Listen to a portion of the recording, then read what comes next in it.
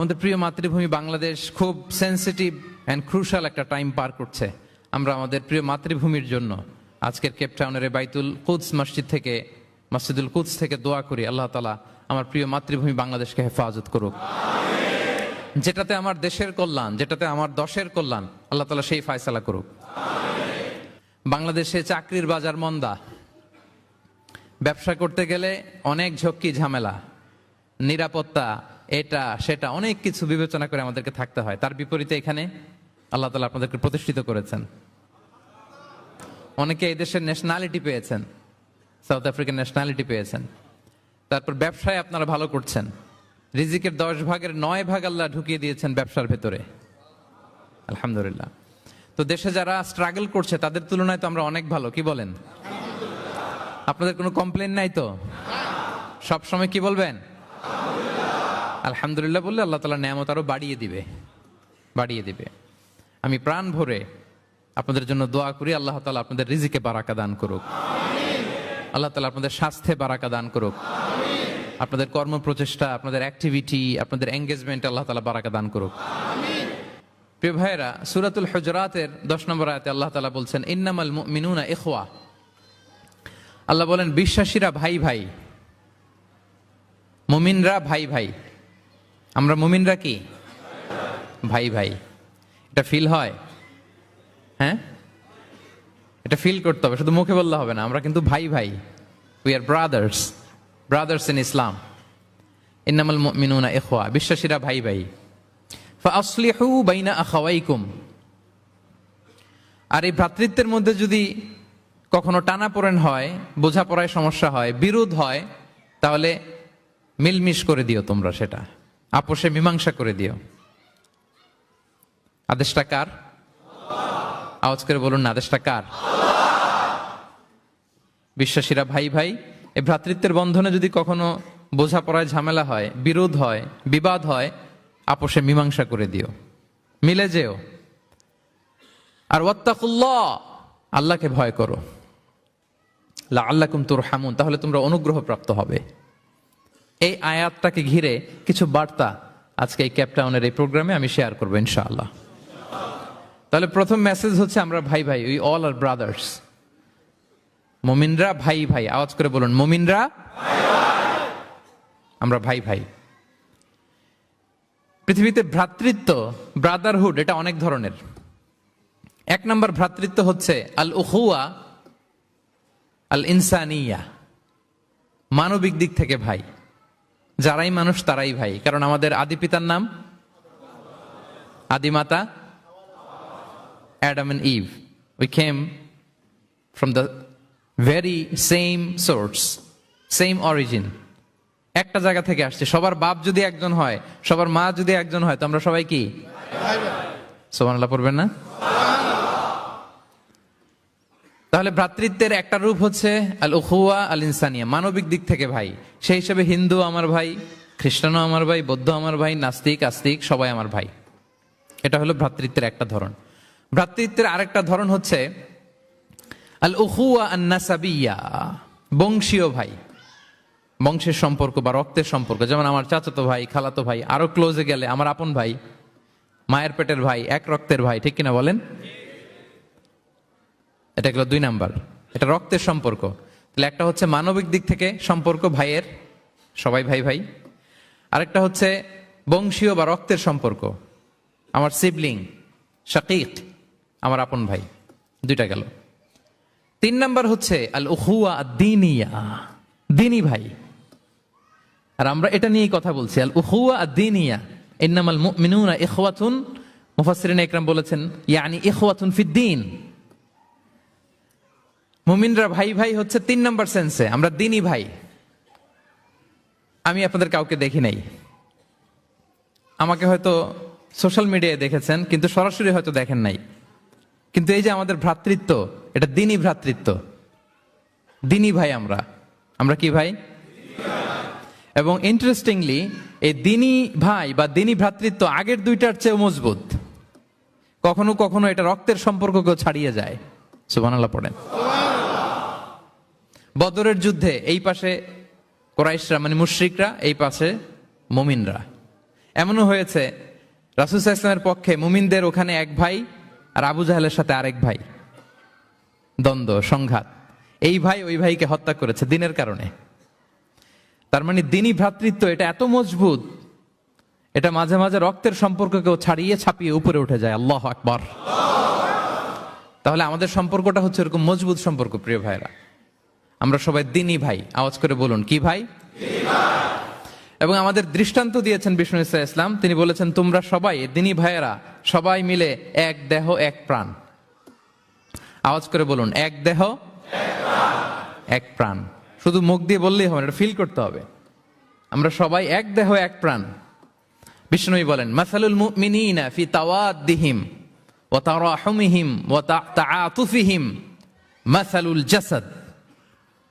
মুমিনদের ভালোবাসা সম্পর্ক, এটার দৃষ্টান্ত হচ্ছে, পারস্পরিক ভালোবাসা সম্পর্ক হচ্ছে কামাসালিল জাসাদ, এটা একটা দেহের মতো। আমরা সবাই মিলে এক দেহ।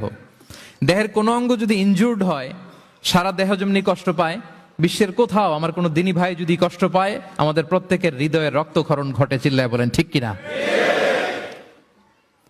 আপনার পা কেটে গেছে, এখন আমরা কি এরকম ভাবি যে পা গেছে তো কি হয়েছে, পাই না কষ্ট পাবে, সারা দেহ তো ওকে? ব্যাপারটা কেমন? দেখবেন পা কেটে গেলে রাতে ঘুম আসে না, ওইটার ব্যথায় জ্বর চলে আসে, এরকম আছে না নাই? এই জন্য বিষ্ণু ইসলাম বলেছেন, মাসালুল জাসাদ, একটা দেহ, দেহের এক অঙ্গ ইনজুর্ড হলে যেমনি সারা দেহ কষ্ট পায়, পুরো দেহটা রাত জেগে থাকে, জ্বর এসে যায়, তেমনি গোটা বিশ্বের কোনো প্রান্তে, কোনো জনপদে, কোনো এলাকায় কোন মুসলিম ভাইয়ের যদি কষ্ট হয়, সেটা আমাদের হৃদয়ে যেয়ে লাগে। ঠিক কিনা বলেন? ফিলিস্তিনের ভাইয়েরা যদি কাঁদে, আমাদের ভালো লাগে? কাশ্মীরের ভাইরা যখন গৃহহীন হয়, আমরা এটা সহ্য করতে পারি? মিয়ানমারে আমার মুসলিম ভাইরা যখন নির্যাতিত হয়, আমরা কি এটা মেনে নেই? কারণ এক দেহ এক প্রাণ। আওয়াজ করে বলুন, এক দেহ এক দেহ। এটা মনে রাখতে হবে, আমরা এক দেহ এক প্রাণ। এবং বিষ্ণু ইসলাম বলেছেন যে আমাদের সম্পর্কটা হচ্ছে রোহামা উবাইনাহুম। এই যে এত বলার পর এরপরও ভিডিও করে মোবাইল দিয়ে, ভলান্টিয়াররা স্টপ করে দিবেন। এবং বিষ্ণু ইসলাম এটাকে এত গুরুত্ব দিয়েছেন, আমরা যদি কোরআনের দিকে তাকাই, আল্লাহ তাআলা বলেছেন আমাদের সম্পর্কটা হচ্ছে রোহামা উবাইনাহুম। রোহামা, একে অপরের প্রতি আমরা সফট হার্টেড, রহম দিল, একে অপরের প্রতি সফট হার্টেড। কোরআনের অন্য জায়গায় এসেছে বুনিয়ানুম মারসুস, সীসা ঢালা প্রাচীরের মতো আমাদের সম্পর্ক। সুবহানাল্লাহ পড়বেন না? কখনো কখনো হাদিসে এসেছে, এক ভাই হচ্ছে আরেক ভাইয়ের মিরআতুল মুমিন।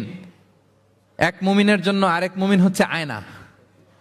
আয়নার সামনে দাঁড়ালে দেখা যায় যে আমার এখানে একটা দাগ, তারপর আয়নার সামনে দাঁড়ালে আমাকে ঠিক করে নেওয়া যায়, গুছিয়ে নেওয়া যায়। তার মানে আমার সমস্যা, আমার ভুল, আমার খুঁত, আমার স্পট, এটা আয়না বলে দেয়। মুমিনরাও এরকম, এক ভাই আরেক ভাইকে সংশোধন করে দেয়। সুবহানাল্লাহ পড়েন। এবং কোরআন কখনো কখনো আমাদেরকে বলেছে যে ওয়ায়ুসিরুনা আলা আনফুসিহিম ওয়ালাউ কানা বিহিম খাসাসা। ভ্রাতৃত্বের সম্পর্কটা এমন হবে যে নিজের প্রয়োজনের চেয়েও মুমিন ভাই তার অন্য ভাইয়ের প্রয়োজনকে গুরুত্ব দিবে। পড়েন সুবহানাল্লাহ। আমার প্রয়োজন, তারপর আমি না নিয়ে আমার ভাইকে দিব। এরকম নিদর্শন আমাদের মধ্যে আছে না নাই? আপনারা ইয়ারমুকের যুদ্ধের নাম শুনেছেন, হিজরি 15 সালের কথা। বিষ্ণু ইসলামের ইন্তেকালের 4-5 বছর পরের ঘটনা। ওমরে ফারুক রাদিয়াল্লাহু তাআলা আনহু, উনি হচ্ছেন তখন আমাদের খলিফা, the second caliph of Islam, আমিরুল মুমিনিন, খলিফাতুল মুসলিমিন। তো ইয়ারমুকের যুদ্ধে আল্লাহ তাআলা আমাদেরকে বিজয় দান করেছিলেন। কিন্তু এমনি এমনি বিজয় আসে নাই, এমনি এমনি আসে নাই। একের পর এক সাহাবারা আহত হয়েছেন, নিহত হয়েছেন, মানে শহীদ হয়েছেন। এবং যুদ্ধের এক পর্যায়ে এমন হয়েছে, খাবারের অভাবে, পানির অভাবে সাহাবারা ছটফট করছিলেন। এক ফোঁটা পানি নাই, রুহু বেরোয় যায়, পানি পানি বলে চিৎকার করছেন। তৃষ্ণায় যখন কাতর, ওই সাহাবীর কাছে পানি নিয়ে আসা হলো, মশক দিয়ে পানি নিয়ে আসা হলো, সামান্য কিছু পানি, যে নেন। তো উনি যখন পানি খাবেন, দেখতে পেলেন যে পাশে আরেক ভাই চিৎকার করে, পানি পানি, এক ফোঁটা পানি দাও, চিৎকার করছে।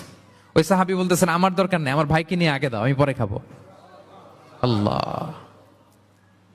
ওই দ্বিতীয় সাহাবীর কাছে যাওয়া হলো এই মশক নিয়ে, যে আপনি একটু পানি খেয়ে তার হৃদয়টাকে শান্ত করেন, ঠান্ডা করেন।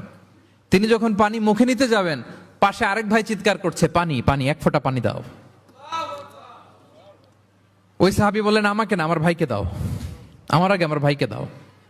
ওই সাহাবার কাছে নিয়ে যাওয়া হলো যে আপনি আগে খান। ওই সাহাবীর কাছে পানির মশক নিয়ে যেতে যেতেই উনি শহীদ হয়ে গেলেন। আবার মশক নিয়ে দ্বিতীয় সাহাবীর কাছে আসতে না আসতে দ্বিতীয় সাহাবীও শহীদ হয়ে গেলেন। প্রথম যিনি চিৎকার করছিলেন তার কাছে আবার মশক নিয়ে যেতে না যেতে তিনিও শহীদ হয়ে গেলেন। সুবহানাল্লাহ পড়বেন না? ওয়ায়ুসিরুনা আলা আনফুসিহিম ওয়ালাউ কানা বিহিম খাসাসা। নিজেদের প্রয়োজন থাকা সত্ত্বেও মুমিনরা তার অন্য ভাইয়ের প্রয়োজনকে প্রাধান্য দেয়। আল্লাহু আকবার। এই হচ্ছে আমাদের ভ্রাতৃত্বের দৃষ্টান্ত। তাহলে প্রথম মেসেজ হচ্ছে মুমিনরা ভাই ভাই, মুমিনরা আর আমাদের দৃষ্টান্ত হচ্ছে এক দেহ এক প্রাণ। আওয়াজ করে, এক দেহ এক প্রাণ। আর আমরা যদি কখনো বিবাদে জড়াই, আমরা এটাকে সংশোধন করে দেব, আপোষে মিলমিশ করে দেব। কি বলেন? নাকি আরো লাগাই দিবেন? ঝগড়া লাগছে, আর একটু লাগাই দেই। হ্যাঁ, আচ্ছা বলেন তো, আগুন লাগলে আপনারা কি দিয়ে নিভান? ওইখানে যদি কেউ তেল ঢেলে দেয়, এই কাজ করবেন? মিলিয়ে দিব আমরা, পারা যাবে তো? প্রিয় ভাইয়েরা, ইউনিটির কোনো বিকল্প নাই, সংঘবদ্ধ থাকার বিকল্প নাই, সুসম্পর্কের কোনো বিকল্প নাই। আজকে যদি আপনি সমাজের দিকে তাকান, দেখবেন আমাদের সম্পর্কগুলো নষ্ট হয়ে যাচ্ছে পারস্পরিক। বাবার সাথে ছেলের সম্পর্ক ভালো না, বৌমার সাথে শাশুড়ির সম্পর্ক ভালো না, ভাইয়ের সাথে ভাইয়ের সম্পর্ক ভালো না। মামাকে দেখলে ভাগিনা সালাম দেয় না, আছে না নাই? চাচার সাথে ভাতিজার সম্পর্ক ভালো না, স্ত্রীর সাথে স্বামীর সম্পর্ক ভালো না। কত রিপোর্ট যে আমাদের কাছে আসে। নেতার সাথে কর্মীর সম্পর্ক ভালো না, এরকম আছে না নাই? তাহলে আমাদের মধ্যে সম্পর্কের টানা পড়েন, গ্যাপ, এটা আছে না নাই বলেন? এই সম্পর্কের টানা পড়েনের জন্য আমরাই দায়ী। এর কারণ হচ্ছে আমরা সম্পর্কগুলোর যত্ন নেই না। আপনি যদি একটা গাছ লাগান, লাগিয়ে যদি রেখে দেন, এটা বাঁচবে? এটা কি করতে হয়? পরিচর্যা করতে হয়, যত্ন নিতে হয়, সার দিতে হয়, পানি দিতে হয়, নিড়ানি দিতে হয়, আগাছা পরিষ্কার করতে হয়। তার মানে গাছ লাগালে এটার যত্ন নিতে হয়। কথা বুঝতে পেরেছেন? আমাদের যে সন্তান, ওদেরকে যদি আপনি এমনি ছেড়ে দিয়ে রাখেন, মানুষ হবে না তারা, তাদের যত্ন নিতে হয়, ফলে মানুষের মতো মানুষ হয়। ঠিক কিনা বলেন? তো আমরা সব কিছু টেক কেয়ার করি, যত্ন নেই, কিন্তু আমাদের সম্পর্কগুলোর যত্ন নেই না। এজন্য পারস্পরিক সম্পর্কগুলোর যত্ন নিতে হবে আমার ক্যাপটাউনের ভাইয়েরা, যাতে সম্পর্কগুলো নষ্ট না হয়। কি বলেন? যত্ন নিবেন? যত্ন নিবেন? হ্যাঁ। এখন আজকে আমি এই ড্যামেজ রিলেশনশিপ কিভাবে জোড়া লাগাবেন, সম্পর্কের কিভাবে এটা ফিক্স করবেন, সম্পর্ককে কিভাবে টিকিয়ে রাখবেন, যত্ন নিবেন, এটার কিছু ইসলামিক ফর্মুলা আপনাদের সাথে শেয়ার করবেন ইনশাআল্লাহ। সবাই বলুন ইনশাআল্লাহ। কিভাবে আমাদের মধ্যে আন্তরিকতা বাড়বে, ঘনিষ্ঠতা বাড়বে, হৃদ্যতা বাড়বে, এটার ইসলামিক ফর্মুলা 10টা ফর্মুলা শেয়ার করবেন ইনশাআল্লাহ। জানতে মনে চায়? আচ্ছা ইনশাআল্লাহ। তাহলে শুরু করছি, কি করে আমরা আমাদের সম্পর্কগুলোর যত্ন নিব, কি করে আমাদের পারস্পরিক হৃদ্যতা, ভালোবাসা, আন্তরিকতা বাড়াবো, এ ব্যাপারে কোরআন এবং সুন্নাহ আমাদেরকে কি বলে। এক নম্বরে প্রিয় ভাইরা, এক নম্বরে কোরআন আমাদেরকে আমাদের পারস্পরিক হৃদ্যতা, ভালোবাসা বাড়ানোর জন্য যে গাইডলাইন দেয়, সেটা হচ্ছে দেখা হলেই সালাম দাও। দেখা হলেই কি? সালাম। সালাম দিলে সম্পর্ক বাড়ে। আলহামদুলিল্লাহ পড়বেন না? কোরআন বলছে, ফাইদা দাখালতুম বুয়ুতান ফাসাল্লিমু আলা আনফুসিকুম তাহিয়াতাম মিন ইনদিল্লাহি মুবারাকাতান তাইয়্যিবা। তোমরা যখন ঘরে প্রবেশ করবে, তোমরা নিজেদেরকে সালাম দাও, মানে বলো আসসালামু আলাইকুম। এটা হচ্ছে তাহিয়াতাম মিন ইনদিল্লাহ, আল্লাহর পক্ষ থেকে অভিবাদন পদ্ধতি। এটা আল্লাহ শিখিয়েছেন। গ্রিটিংস আমরা তো বলি হ্যালো, হাই, তারপর গুড মর্নিং, গুড ইভিনিং, এগুলো বলি, কিন্তু আল্লাহ শিখিয়েছেন আসসালামু আলাইকুম। আদম আলাইহিস সালামকে যখন আল্লাহ তাআলা তৈরি করলেন, 60 হাত লম্বা করে বানালেন। কয় হাত? আপনি কয় হাত? আপনিও 60 হাত? আমাদের হাতে রাফলি 3.5 হাত। কিন্তু আদম আলাইহিস সালাম তিনি লম্বায় কত ছিলেন? তো আদম আলাইহিস সালাম যখন সৃষ্টি হলেন, তখন আল্লাহ তাআলা আদম আলাইহিস সালামকে বললেন, আদম তুমি সালাম দাও। কি দাও? ফেরেশতারা বসা ছিল, সাল্লিম আলা উলাইকান নাফার, সালাম দাও। ওই যে এই যে মোবাইল দিয়ে ভিডিও করে। আল্লাহ তাআলা আদম আলাইহিস সালামকে বললেন সালাম দাও। আওয়াজ করে বলুন, কি দাও? হে আদম তুমি বলো আসসালামু আলাইকুম। আদম আলাইহিস সালাম বললেন আসসালামু আলাইকুম। তা আল্লাহ বললেন এটা তোমার এবং তোমার পরবর্তী পৃথিবীতে যারা আসবে তোমাদের অভিবাদন পদ্ধতি, গ্রিটিং, স্যালুটেশনস দেয়ার সিস্টেম। কেন বললেন? কারণ শয়তান অহংকারের কারণে বিতাড়িত হয়েছে। আল্লাহ চান যে আদম আলাইহিস সালাম যেন বিতাড়িত না হন।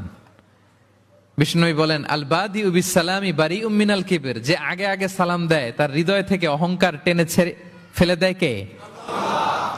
আগে সালাম দিবেন, আপনার হৃদয় অহংকার মুক্ত হয়ে যাবে। তা আল্লাহ তাআলা চাইলেন ইবলিশ যেই ভুল করেছে আদম যেন সেটা না করে, আদমের হৃদয় যেন আগে থেকে অহংকার মুক্ত থাকে। তাই সৃষ্টির পরে আল্লাহ তাআলা আদম আলাইহিস সালামকে বললেন আদম তুমি সালাম দাও, পড়েন আল্লাহু আকবার। তাহলে পারস্পরিক ভালোবাসা, হৃদ্যতা বাড়ানোর 1 নাম্বার পদ্ধতি হচ্ছে সালাম। 1 নাম্বার পদ্ধতি কি? আগে দিবেন না পরে? অনেকে বসে থাকে যে আমার আগে দেখ। আমি তো বাইরে দেখলাম খুব ঠান্ডা, কিন্তু এখানে এত ক্রাউড, এখন তো ঘামতেছি রীতিমতো। থাক প্রিয় ভাইয়েরা, অসুবিধা নেই, থাক। আগে দিবেন না পরে? বাসায় যে এখন আসতে হয়ে গেছে সাউন্ড। হ্যাঁ আচ্ছা, ভাবিরাও উপরে আছে। দুই পক্ষে আমার ব্যালেন্স করে বলতে হবে। ভাবিরা ট্রাই করবেন ভাবিরা যেন আগে দিতে পারেন, আর ভাইরা আপনারাও ট্রাই করবেন আপনারা যেন আগে দিতে পারেন। সালাম নিয়ে আমরা কম্পিটিশন করব কে কার আগে দিতে পারে, ঠিক কিনা? আমি আপনাদেরকে আবারও সালাম দিচ্ছি, আসসালামু আলাইকুম ওয়া রাহমাতুল্লাহ। তাহিয়াতাম মিন ইনদিল্লাহি মুবারাকাতান তাইয়্যিবা, আল্লাহর পক্ষ থেকে অভিবাদন, মুবারাকা বরকতময়, তাইয়্যিবা এটা পবিত্র বাণী, শান্তির বাণী। অনেকে বলে হুজুর ঘরে শান্তি নাই। ঘরে তো শান্তির বাণী তো আপনি ঢুকানি না, ঘরে আসবে কোত্থেকে? শান্তির পায়গাম তো ঢুকাতে হবে, আর শান্তির পায়গামের নাম হচ্ছে সালাম। শান্তির পায়গামের নাম কি? তাহলে ঘরে সালামের চর্চা। আপনি ভাবিকে দিবেন, ভাবি আপনাকে দিবে। আপনি বাচ্চাকে দিবেন, বাচ্চা আপনাকে দিবে। সবাই সবাইকে আগে দেওয়ার চেষ্টা করবো, নাকি বসে থাকবেন? পারবেন? ঠিক আছে। তাহলে পারস্পরিক সম্প্রীতি, হৃদ্যতা, ভালোবাসা বাড়ানোর 1 নাম্বার ফর্মুলা হচ্ছে সালাম। 1 নাম্বার ফর্মুলা। আমি কিন্তু জিজ্ঞেস করবো আবার শেষে, এজন্য কান দুটো খরগোশের কানের মতো খাড়া করে আমার দিকে তাকিয়ে থাকুন। 1 to 1, brain to brain. Mobile নাই, ভিডিও নাই, ক্যামেরা নাই, শুধু চাতক পাখির মতো তাকিয়ে থাকেন, দেখবেন যে সিনা বা সিনা এলেম আসছে এইভাবে, হৃদয় থেকে হৃদয়ে, নাকি মোবাইল থেকে মোবাইলে? এখন তো মোবাইল থেকে মোবাইলে এলম এসেছে, সিনা থেকে সিনা। 1 to 1, ব্রেন টু ব্রেন। তাহলে হৃদ্যতা, সম্পর্ক, ভালোবাসা এটা বাড়ানোর 1 নাম্বার ইসলামী ফর্মুলা কি? এবং বিষ্ণু ইসলাম বলেছেন এই সালাম যদি দাও তাহলে তোমাদের পারস্পরিক ভালোবাসা বাড়বে। তিনি বললেন আওয়ালা আদুল্লুকুম আলা শাইইন ইযা ফাআলতুমুহু তাহাব্বাবতুম, হে সাহাবীরা আমি কি তোমাদেরকে একটা টিপস শিখাই দিব না যেটা করলে তোমাদের মধ্যে ভালোবাসা বাড়বে? সাহাবারা বললেন অবশ্যই শিখাবেন। বিষ্ণু ইসলাম বললেন আফশুস সালামা বাইনাকুম, যদি চাও নিজেদের ভালোবাসা বাড়ুক তো বেশি বেশি সালাম দাও। সরাসরি বিষ্ণু ইসলাম এটাই বলেছেন, নিজেদের মধ্যে ভালোবাসা বাড়াতে চাইলে কি দিবা? সালাম দিবা। তাহলে 1 নাম্বার ফর্মুলা আমরা জেনে গেলাম, আমাদের হৃদ্যতা, ভালোবাসা এটা বাড়াতে চাইলে আমরা সালাম দিব। অনেকদিন ধরে কথা বলেন না, ভুল করছেন আপনি, সালাম দিবেন। আপনি শুরু করবেন। অনেকে বলে আমি করব কেন, ভুল তো সে করছে, দোষ তো ওর, আমি কথা কমু কেন? এরকম অভিমান আছে না? এই অভিমান আর গো ধরে বসে থাকবেন? আর আওয়াজ করে বলেন থাকবেন? বরং কি করবেন? তাহলে গেল ভালোবাসা, হৃদ্যতা, সম্পর্ক ভালো করার প্রথম পদ্ধতি হচ্ছে সালাম। আমরা সালাম দিব পরস্পরকে। গেল 2 নাম্বার টিপস বা ফর্মুলা হচ্ছে স্মাইলিং ফেসে থাকা, মানে মুচকি হাসির একটা ভাবে থাকা সব সময়। এটা সুন্নাহ। মুচকি হাসি। কি হাসি? প্রিয় ভাইরা খেয়াল রাখবেন, হাসি এটা কিন্তু ইতিবাচক ভাবে সংক্রামক, মানে এটা ছড়ায়। আমি হেসে হেসে কথা বললে শ্রোতাও একটু হাসি খুশি ভাব, আমি গোমরামুখ আপনারাও গোমরামুখ, এরকম হয় না?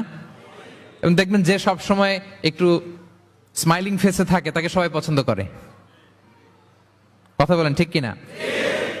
হাসি এটা পজিটিভলি সংক্রামিত হয়, ছড়ায়, অন্যকে প্রভাবিত করে, এবং মানসিক স্বাস্থ্যের সাথে হাসির সম্পর্ক আছে। যারা গোমরা মুখ থাকে এরা অসুস্থ থাকে বেশি, আর যারা হাসি খুশি থাকে এরা সুস্থ থাকে বেশি।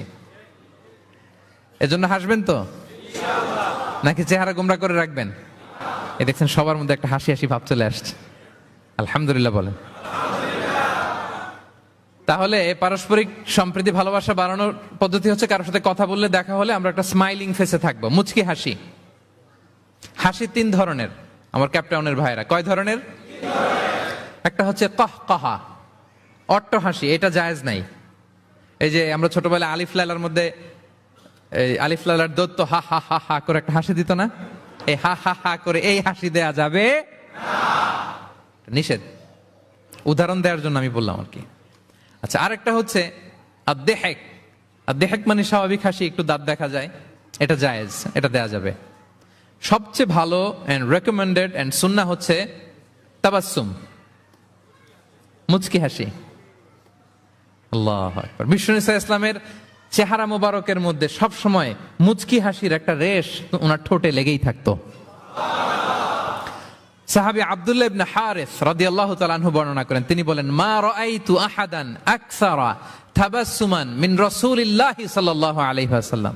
তিনি বলেন, আমি আমার জীবদ্দশায়, আমার জীবনে রাসূল সাল্লাল্লাহু আলাইহি ওয়াসাল্লামের চেয়ে বেশি কাউকে মুচকি হাসি অবস্থায় থাকতে দেখি নাই।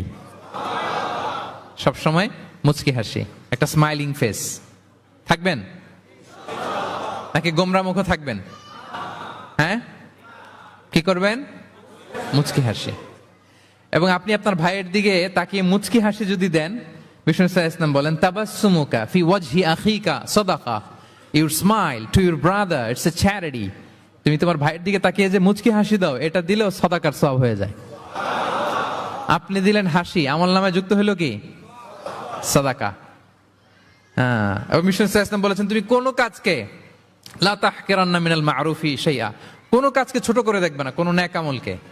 যদিও তুমি তোমার ভাইয়ের চেহারার দিকে মুচকি হাসি দিয়ে তাকাও, এটাও সাদকা দেওয়ার সওয়াব। তাহলে আমরা কারোর সাথে যখন কথা বলবো, দেখা হবে, আমরা একটা স্মাইলিং ফেসে থাকবো, গোমরা মুখ থাকবো না। কি বলেন, পারা যাবে? সব সময় স্মাইলিং ফেস, মুচকি হাসি। বিষ্ণু ইসলাম মুচকি হাসতেন। যে মুচকি যারা হাসি তাদেরকে সবাই পছন্দ করে। মুখটা যদি গোমরা করে কেউ রাখে, দেখতে ভাল লাগে, কথা বলতে ভাল লাগে। দেখবেন অনেক বড়দেরকে বাচ্চারা ভয় পায়, কাছে যায় না। কেন বলেন তো? গম্ভীর থাকে। আবার অনেক মানুষের কাছে তাকে দেখলেই বাচ্চারা দৌড়ে কোলে কোলে উঠতে যায়, আছে না নাই? Smiling face. এই যে আমাদের শেখ মঈনুদ্দিন আজকে আমার সাথে একটা সফরে ছিল, দেখি যেই বাচ্চাকেই দেখে বলে, come on come on, give me hug, give me hug. তো এই মানুষকে বাচ্চারা ভালো না বেসে পারবে? সুবহানাল্লাহ, এরকম হইতে হবে। বিষ্ণু ইসলামকে বাচ্চারা দেখলে খুব খুশি হতো, কোলে বসতে চাইতো। এক বাচ্চা তো কোলে বসে পেশাবি করে দিছে। সুবহানাল্লাহ পড়বেন না? বিষ্ণু ইসলাম নাতনিদেরকে কোলে নিয়ে নফল নামাজ পড়তেন। উমামা বিনতে যায়েদ, উমামা বিনতে যায়নাব, বিষ্ণু ইসলামের কন্যা যায়নাবের মেয়ে, মানে বিষ্ণু ইসলামের নাতনি উমামাকে নিয়ে বিষ্ণু ইসলাম একবার নফল নামাজ করেছেন। কান্না করে, কান্না থামাই না, নানা ভাইয়ের কোলে থাকবে, তো উনি কোলে রেখেই আল্লাহু আকবার, রুকু দেওয়ার সময় পাশে রেখে রুকু সেজদা, ওঠার সময় আবার কাঁদতেছে তো আবার কোলে নিয়ে আবার কেরাত। সুবহানাল্লাহ। তো আমরা সবাই স্মাইলিং ফেসে থাকবো আজকে থেকে, ক্যাপটাউনের ভাইয়েরা। একসাথে আওয়াজ করে বলুন ইনশাআল্লাহ। হৃদ্যতা ভালোবাসা বাড়ানোর টিপস কয়টা বললাম? 1 নম্বরে সালাম, 2 নম্বরে মুচকি হাসি। দেখছেন সবাই মুচকি হাসি দিয়ে আছে। আচ্ছা, 3 নাম্বার হচ্ছে কাউকে ওয়েলকাম করা। কেউ যদি আপনার সাথে দেখা করতে আসে, তাকে ওয়েলকাম করা, আহলান ওয়া সাহলান বলা। হ্যাঁ, একজন আসছে আপনার বাড়িতে মেহমান, আপনি কথাই বলেন না, কথা নাই, সালাম নাই, কিছু নাই, যে চা দিতেছেন, ওনার ঠেকা পড়ছে, চা খাবে না, আর জায়গা নেই ওনার চা খাওয়ার দুনিয়াতে। না, এটা করবেন না। আপনি এগিয়ে যাবেন, সালাম দিবেন, মুসাফা করবেন, মুআনাকা করবেন, খোঁজ খবর নেবেন, ওয়েলকাম জানাবেন, লিটারালি ওয়েলকাম। এরকম যদি করেন, যদি ওয়েলকাম বলেন, তাকে আনার জন্য এগিয়ে যান, হি ফিল লাইক, মানে আপনি তাকে দেখে খুশি, you are very happy to see him and you love his presence here. সে আসছে, আপনি খুশি, তার অ্যাকম্পানিটা ভালো লাগতেছে, এটা সে ফিল করবে। এজন্য কেউ আসলে, আপনার ওয়ার্ক প্লেসে যদি আসে, আপনার বাসায় যদি আসে, আপনার সাথে দেখা করতে যদি আসে, আপনি এগিয়ে তাকে সালাম দিয়ে ওয়েলকাম করবেন। কি করবেন? পারা যাবে? বিষ্ণু ঈসা ইসলাম লিটারালি এই ওয়েলকাম শব্দটা ব্যবহার করতেন, এজন্য আমি চুজ করেছি, পিক করেছি ওয়েলকাম। তিনি বলতেন মারহাবান। মারহাবান আরবিতে কি বলতেন? মারহাবান। আমরা যে বলি বাংলায় আহলান ওয়া সাহলান ওয়া মারহাবান, এই বিষ্ণু ঈসা ইসলাম লিটারালি মারহাবান শব্দটা ব্যবহার করতেন। এগুলোকে কার্টিসি বলে। এগুলোকে কি বলে? Social manner, কার্টিসি। দেখেন বিষ্ণু ঈসা ইসলাম আমাদেরকে কিভাবে কার্টিসি শেখায়, কিভাবে সোশ্যাল ম্যানার শেখায় আমাদেরকে। বিষ্ণু ঈসা ইসলাম সরাসরি মারহাবান বলতেন, স্বাগতম জানাতেন, যাতে করে ওই লোকটা ভালো ফিল করে, সে বোঝে যে তাকে দেখে আপনি হ্যাপি। বলেন তো, রাসূল সাল্লাল্লাহু আলাইহি ওয়াসাল্লামের সময়কালে ইসলামের সবচেয়ে বড় শত্রু কে ছিল? আবু জাহেল। তার ছেলের নাম কি কেউ বলতে পারেন? ইকরামা। ইকরামা অনেক যুদ্ধে মুসলমানদের বিরুদ্ধে ছিল, মক্কা বিজয় পর্যন্ত ইসলাম ধর্ম গ্রহণ করে নাই, অনেক সাহাবাকে হত্যা করেছে। রাসূল সাল্লাল্লাহু আলাইহি ওয়াসাল্লাম যখন মক্কা বিজয় করলেন, সে ভাবলো এবার তো আমার খবর আছে। সে পালালো, পালাতে পালাতে ইয়ামান চলে গেছে। তখন এক মহিলা সাহাবী রাসূল সাল্লাল্লাহু আলাইহি ওয়াসাল্লামকে বললেন, ইয়া রাসূলুল্লাহ, আপনি যদি আমাকে অনুমতি দেন, আমি ইকরামাকে খুঁজে বের করব, আপনার কাছে নিয়ে আসবো। রাসূল সাল্লাল্লাহু আলাইহি ওয়াসাল্লাম বললেন, যাও, ইকরামাকে আমি আমান দিলাম, সিকিউরিটি দিলাম। এই মহিলা সাহাবী যে খুঁজে নিয়ে আসলো, ইকরামাকে কনভিন্স করলো। ইকরামা লজ্জিত হয়ে বিষ্ণু সাল্লাল্লাহু আলাইহি ওয়াসাল্লামের কাছে আসলো। কত বড় শত্রু! বিষ্ণু সাল্লাল্লাহু আলাইহি ওয়াসাল্লামের অনেক আত্মীয়কে হত্যা করেছে, সাহাবাদেরকে শহীদ করে দিয়েছে, আবু জাহেলের সন্তান। তো সে যখন লজ্জিত হয়ে উঠে চড়ে বিষ্ণু সাল্লাল্লাহু আলাইহি ওয়াসাল্লামের কাছে আসলো, বিষ্ণু সাল্লাল্লাহু আলাইহি ওয়াসাল্লাম তাকে দেখে প্রথম যে কথাটা বললেন সেটা হচ্ছে মারহাবান বির-রাকিবিল মুহাজির। মারহাবান বির-রাকিবিল মুহাজির মানে welcome to the riding migrant. সুবহানাল্লাহ। মানে হে ঘোর সাওয়ার মাইগ্রেন্ট, হিজরতকারী ইকরামা, তোমাকে ইসলামে সুস্বাগতম। লিটারালি এই শব্দটা ব্যবহার করেছেন, মারহাবান। তাহলে বলেন তো, সে আশ্বস্ত হয়েছে না? শত্রু যদি আমান দেয়, এই দেশে ওই দেশ যুদ্ধ, ওই দেশ যদি বলে তোমার আমি মারবো না, আসো আমার এলাকায়, আমি যদি ঢুকি, আমার একটা ভয় থাকবে না? বিদ্রোহ তো করতে পারে, কি বলেন? বিষ্ণু ঈসা ইসলাম দেখা মাত্রই বললেন মারহাবান বির-রাকিবিল মুহাজির, welcome to the riding migrant. সুবহানাল্লাহ। ওইখানে দাঁড়িয়ে ইকরামা পড়ল আশহাদু আল্লা ইলাহা ইল্লাল্লাহ ওয়া আশহাদু আন্না মুহাম্মাদুর রাসূলুল্লাহ। শাহাদা পড়ে মুসলমান হয়ে গেল। তাহলে কারোর সাথে দেখা হলে তাকে ওয়েলকাম করতে হবে। আপনার মনে হতে পারে বিশেষ কারণে তাকে মারহাবান বলছে, এমনি হয়তো বিষ্ণু ঈসা ইসলাম বলতো না ঘরে বাইরে, না, ইভেন ঘরে কাছের মানুষদেরকেও তিনি মারহাবা বলতেন।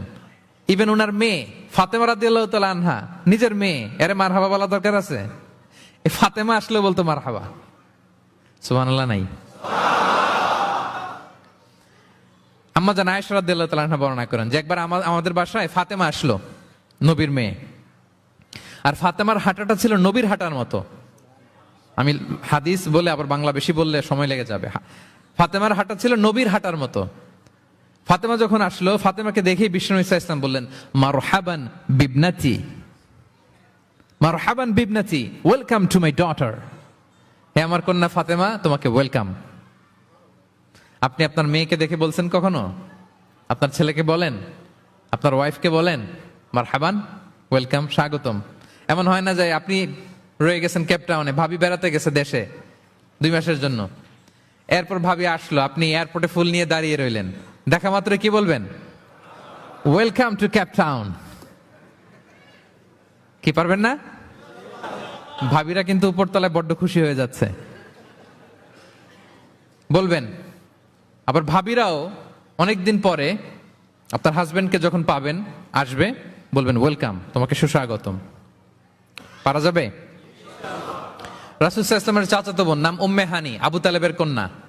বিদায় মক্কা বিজয়ের সময় রাসূল সাল্লাল্লাহু আলাইহি ওয়াসাল্লাম মক্কায় গোসল করতেছিলেন এক বাসায়। ফাতেমা রাদিয়াল্লাহু তাআলা আনহা একটা পর্দা টেনে দিলেন, উনি পানি ঢালতেছেন, গোসল করেন। হঠাৎ কে যেন ঘরে ঢুকলো। বিষ্ণু সাল্লাল্লাহু আলাইহি ওয়াসাল্লাম বললেন, কে?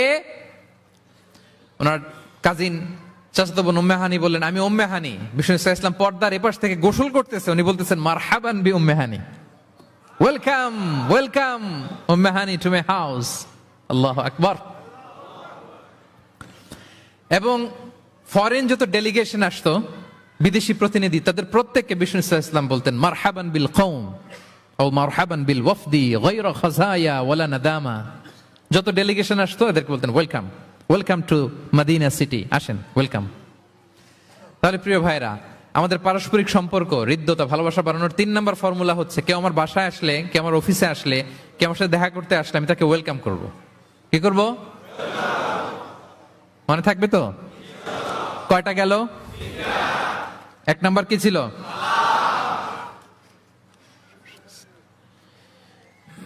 2 নাম্বার, 3 নাম্বার ওয়েলকাম। আচ্ছা, আপনাদের কষ্ট হচ্ছে? 4 নাম্বার হচ্ছে ভালোবাসা হৃদ্যতা বাড়ানোর 4 নাম্বার পদ্ধতি হচ্ছে, কারো কোনো ভালো গুণ দেখলে ওটা এপ্রিসিয়েট করা। যদি আমার বিপক্ষ দলের কেউ ভালো কিছু করে, আমরা ওইটাও বলতে চাই না, এরকম আছে না নাই? কারণ আমার দল করে না তো, বলতে চায় না, তাই না? কেন বলে না? আমার দল করে না। এদেরকে বলে দলান্ধ। ভালো একটা কাজ করছে, আমার মতের না, মতান্ধ, এটা এপ্রিসিয়েট করে না। এটা ভুল, এটা আপনি সুন্নাহ ব্রেক করছেন। সুন্নাহ হচ্ছে যে দলের হোক, যে মতের হোক, এমনকি ভিন্ন ধর্মী হোক, ভালো করলে এটা ক্রেডিট দিতে হবে, ভালো করলে এপ্রিসিয়েট করতে হবে, কমপ্লিমেন্ট দিতে হবে। আমরা অন্যের ভালো কাজের স্বীকৃতি দিতে চাই না, কার্পণ্য করি, ক্রেডিট দিতে চাই না, প্রশংসা করি না। আমরা গুণমুগ্ধ হই কিন্তু গুণগ্রাহী হতে চাই না। কারো একটা ভালো গুণ দেখে আমি ভিতরে ভিতরেও এত সুন্দর, কিন্তু বলি না, প্রকাশ করি না, এটা ঠিক না। সুন্নাহ হচ্ছে কারো ভালো কোনো গুণ দেখলে এটা প্রকাশ করা, এপ্রিসিয়েট করা। কি করা? এপ্রিসিয়েট করা। কারো ভালো গুণ দেখলে এপ্রিসিয়েট করবেন, যাতে সে উৎসাহিত হয়। বিষ্ণু সাল্লাল্লাহু আলাইহি ওয়াসাল্লাম করতেন। বিষ্ণু সাল্লাল্লাহু আলাইহি ওয়াসাল্লাম একবার এক হাদিসে 7 জন সাহাবীর 7টা গুণের কথা বলেছেন, মানে তাদেরকে এপ্রিসিয়েট করেছেন। এক হাদিসে 7 জন। কয়জন? তিনি বলেন, আরহামু উম্মতি বি উম্মতি আবু বকর। আবু বকরের সামনে বলতেছে, আমার এই উম্মতের মধ্যে সবচাইতে সফট হার্টেড পারসন হচ্ছে আবু বকর। নরম দিল, নরম দিল। কি দিল? বিষ্ণু সাল্লাল্লাহু আলাইহি ওয়াসাল্লাম যখন ইন্তেকাল করলেন, ওনাকে খলিফা বানানো হলো। তো খলিফাই তো ইমাম মসজিদে নববীর। নামাজের সময় হয়েছে, উনি দাঁড়াইছেন। একামত হয়েছে, উনি কান্নার চোটে কেরাতি পড়তে পারে না। কেন? কারণ উনি ভাবতেছে, কাইফা আকুমু মাকামা রাসূলিল্লাহ, আমি কিভাবে নবীর জায়গায় দাঁড়িয়ে ইমামতি করব। গতকাল তো এখানে নবী দাঁড়িয়ে ইমামতি করেছে, আমি নবীর জায়গায় ইমাম হব কিভাবে? এই ভাবনা থেকে উনি কাঁদতে কাঁদতে ওনার তেলাওয়াতই শুনতো না। পিছনে কমপ্লেন আসছে পরে, ওনার তেলাওয়াত আমরা শুনতে পাই না। আরহামু উম্মতি বি উম্মতি আবু বকর। এরপর বিষ্ণু বললেন, ওয়া আশাদ্দুহুম ফি আমরিল্লাহি উমর, আর আল্লাহর দিন বাস্তবায়নে সবচাইতে কঠোর হচ্ছে ওমরে ফারুক। সবচাইতে কঠোর, সবচাইতে কঠোর। বিষ্ণু বলেন, ওমর, তুমি যদি কোনো রাস্তা দিয়ে হাঁটো, শয়তান যদি দেখে, শয়তান ওই রাস্তা রেখে দিয়ে অন্য রাস্তা দিয়ে হাঁটে। আবার বিষ্ণু বলেন, আমার পরে কোনো নবী নাই, লা নাবিয়্যা বা'দি ওয়ালা রাসূলা, আমার পরে কোনো নবী নাই, রাসূলও নাই। তবে লাউ কানা বা'দি নাবিয়্যুন লাকানা ওমর, আমার পরে নবী হওয়ার যোগ্যতা যদি কারো থাকে, আমার সাহাবী ওমরের সেই যোগ্যতা আছে। প্রভু তুমি বলেছ রাসূল দেবে না, বলনি দেবে না ওমর, বলনি দেবে না হামজা তারিক, খালিদ বিজয় সমর। প্রভু তুমি বলেছ রাসূল দেবে না, বলনি দেবে না ওমর, বলনি দেবে না হামজা তারি, খালিদ বিজয় সমর। প্রভু তুমি বলেছ রাসূল দেবে না। আল্লাহু আকবার। আল্লাহর জমিনে আল্লাহর দিন বাস্তবায়নে সবচাইতে কঠোর হচ্ছেন ওমরে ফারুক। মুনাফিকরা থরথর করে কাঁপতো ওনার ভয়ে। আমাদের দেশে বাচ্চারা যদি না খায়, রাতের বেলা বাচ্চারা খেতে চায় না, তো মায়েরা ভয় দেখায় খাও, এই খাও, নাহলে কিন্তু বিড়াল আসবে। কুকুর বললে খুব আমার ছোট মেয়েটাও ভয় পায়, কুকুরের আওয়াজ শুনলে ভয় পায়। তো খেতে না চাইলে বলে এই কুকুর আসবে, কিন্তু কুকুর এটা করে না। বাচ্চাদেরকে খাওয়াতে গেলে যখন জ্বালাতন করে খেতে চায় না, মায়েরা কি বলে, এই ভূত আসবে, এই কুকুর আসবে। মদিনায় কি করতো জানেন? বাচ্চারা খেতে না চাইলে মায়েরা বলতো, হা হুয়া ইয়াতি উমর, হা হুয়া ইয়াতি উমর, তাড়াতাড়ি খাও, এই যে ওমর আসতেছে, ওমর। What a personality. ওয়া আশাদ্দুহুম ফি আমরিল্লাহি উমর। আল্লাহর দিন বাস্তবায়নে সবচেয়ে কঠোর ছিলেন ওমর রাদিয়াল্লাহু তাআলা আনহু। ওয়া আসদাকুহুম হায়াআন উসমান। আর সবচেয়ে লজ্জাশীল ছিল আমার সাহাবীর মধ্যে কে? উনি এত লজ্জাশীল ছিলেন, উনাকে দেখে ফেরেশতারা লজ্জা পেয়ে যেত।